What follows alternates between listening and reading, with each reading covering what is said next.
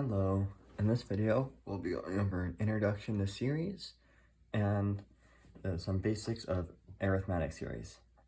So in previous videos we went over what sequences are. A series is just the sum of the terms in a sequence. So let's say we have the sequence 1, 2, 3, 4, 5. The series of these terms is 1 plus 2 plus 3 plus 4 plus 5. And this would equal 15.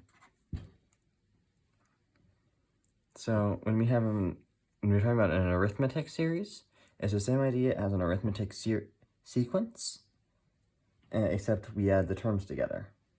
So we obviously can do this manually. Say we have the sequence of the odd numbers, we're adding 2 every time. We have 1, 3, 5, 7, 9, and 11, and so on. So we can obviously add these all up manually. However, Carl Friedrich Gauss, a famous mathematician, figured out a better way to do this. Instead, we can pair up the terms and add them together, so 12, and we can do that for each pair. So then we have this one also equals 12, and 12 again. And then, because we know the number of terms, in this case 6, we can multiply this number 12 by the number of terms we have divided by 2, in this case 6, which will equal 12 times 3, or 36. Now we can show this works for all arithmetic sequences with some simple arithmetic. So if we say from here to here, this is plus 2, and from this to the other side, this is minus 2. And because we're doing equal things to both sides, we'll get the same number. And this continues again in plus 2 and minus 2. So we can develop a formula of the first term, a sub 0, plus the last term, a sub n, multiplied by the number of terms divided by 2.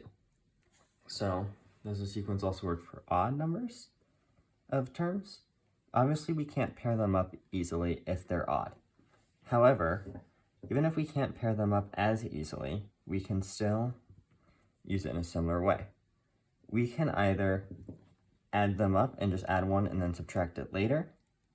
So we can just have another term to make it even. So say we add 13 here. We can just use, we can add another term, so 15. So now we have another pair, and we can pair them up the same way we did before.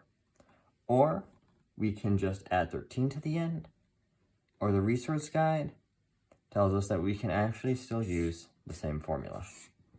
Their proof isn't super clear, and for ACDEC purposes, the proofs aren't necessary. But if you want to do more research into it, I greatly encourage it, or if you want to work through the resource guides example. The next video, we'll go over geometric series, which is the same idea, and the formulas that go along with them.